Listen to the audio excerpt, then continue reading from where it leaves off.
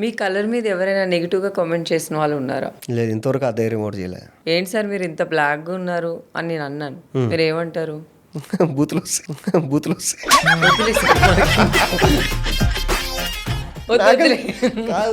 అప్పుడు బూతులంటే మీరు రాయలసీమలో బూతులా? దీనికే గినక రాయలసీమలో అయితే ఏం ఆన్సర్ చెప్తారు అంటే, నా కలర్తో నీకేమో నాతో ఏమైనా సంసారం చేస్తున్నావా, నీ పన్ను చూసుకో అంతే. అంటే ఇప్పుడు నా పిల్లానివో నన్ను రోజు చూసే వాళ్ళైతే నా కలర్తో నీకు ప్రాబ్లం. ఇప్పుడు నీకు నాకు ఏం కావాల్సి, నీ పన్ను చూసుకోండి, నేను ఇటు పోతాను అటు పో అంటావు అంతే. రాయలసీమలో తిట్టడం అంటే ఇట్లా తిడతారా? తిట్టడం అంటే నీకు పచ్చిగా చెప్పడం.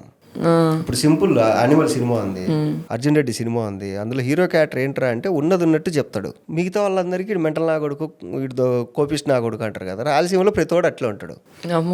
తక్కువ ముఖాన్ని అందరూ అర్జున్ రెడ్డి. రాయలసీమలో నువ్వు ఎవడి మీద జోక్ వేసినా నవ్వరు పెద్దగా. అంటే ఎందుకు సార్ మీరు ఎక్కువ కారం తింటారా, అంత కోపంగా ఉంటారు రాయలసీమ వాళ్ళు? కారం అని కాదు, అక్కడ వాళ్ళు పెరిగిన నేచర్ అట్లుంటది అంతే.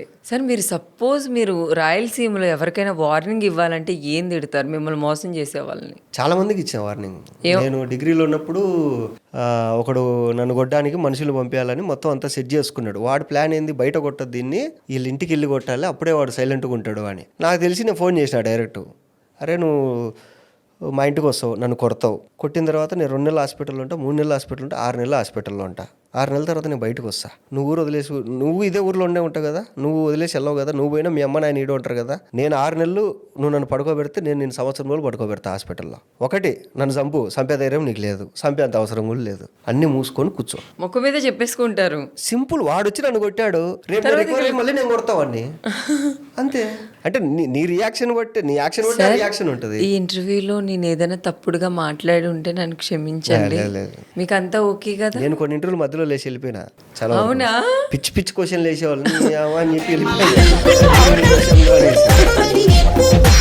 మీ ఫ్రెండ్స్కి, లేకపోతే మీ ఫ్యాన్స్కి, లేకపోతే ఈ కిసిక్ టాక్స్ ఫ్యాన్స్కి లైఫ్లో సక్సెస్ అవ్వాలి అంటే మీరు ఎలాంటి టిప్స్ ఇస్తారు? లైఫ్లో సక్సెస్ అవ్వాలి అంటే భగవద్గీత తెలుగు వర్షన్ కొనుక్కొని చదువుకోండి. మీరు చిన్నప్పటి నుంచి ఏదేదో పనికిరాని సబ్జెక్టులు అన్నీ చదువుకుంటారు. దాంట్లో ఏముంటాయంటే కర్మ సిద్ధాంతం అని ఉంటుంది.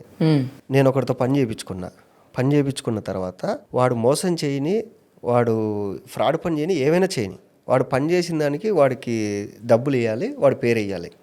కర్మ సిద్ధాంతం అంటే ఇది పక్కా ఉండాలి. ఎందుకంటే వాడు ఉసురు నీకు తగలకూడదు. ఇంకోటి ఏంటంటే నువ్వు ఏదైనా ఒక డెసిషన్ తీసుకునే ముందే ఆలోచించుకో. తీసుకున్న తర్వాత నువ్వు ఏం చేసినా దాన్ని జస్టిఫికేషన్ చేసుకోలేవు. ఇలా కొన్ని రూల్స్ ఉంటాయి, అవి చదువుకోండి చాలు అంతే.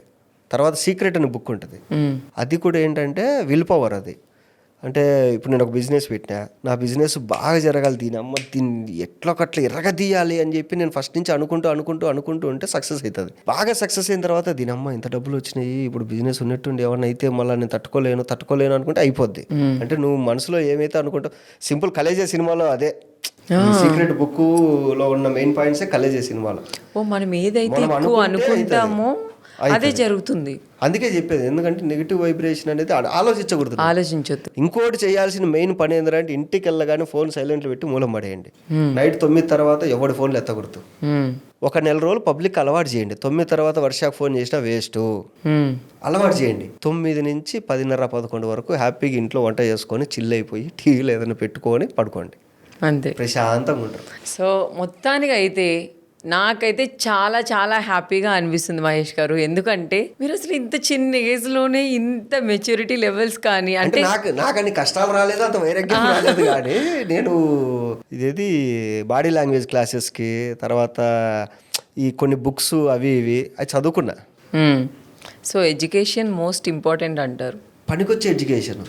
చెప్పే కదా, నువ్వు పెద్ద కంపెనీలో ఐటీ జాబ్ చేస్తుంటావు, లిఫ్ట్ ఓపెన్ చేసి ఎద్దులాగా నిలబడితే నేను కామన్ సెన్స్ ఉండాలి కదా.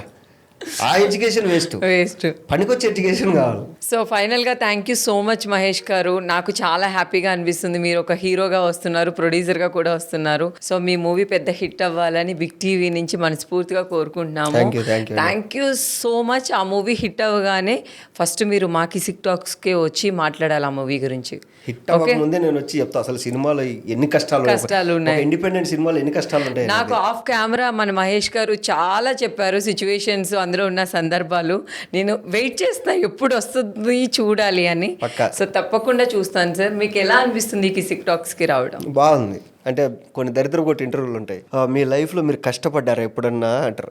సరే చెప్తాం కదా, సార్ కొంచెం ఏడుస్తూ చెప్పండి. నీ అమ్మ ఇప్పుడు ఎందుకు ఏడవరా, అప్పుడెప్పుడు 5 ఏళ్ళ కింద కష్టపడ్డా అప్పుడు ఏడ్చినా, మళ్ళీ ఇప్పుడు ఎందుకు ఏడవాలి నేను, అలా చెప్తే బాగుంటుంది సార్. తర్వాత హీరోల పేర్లు చెప్పి ఏదో ఒకటి చెప్పండి అంటారు. ఎందుకురా వాళ్ళు ట్రోల్ చేయనీకి అంటే, లేదు సార్ ఫ్యాన్స్ కట్ చేసి పెడతారు. అవి ఏం కాకుండా కొంచెం నీట్గా మంచి హార్మోనీతో నడిచింది కాబట్టి హ్యాపీ అనిపిస్తుంది. సో మొత్తానికి అయితే thank you so much sir. Thank you so much. మీరు అనుకున్న డ్రీమ్స్ అన్ని నెరవేరాలని మనస్ఫూర్తిగా కోరుకుంటున్నాను. God bless you sir. Thank you so much. Thank you.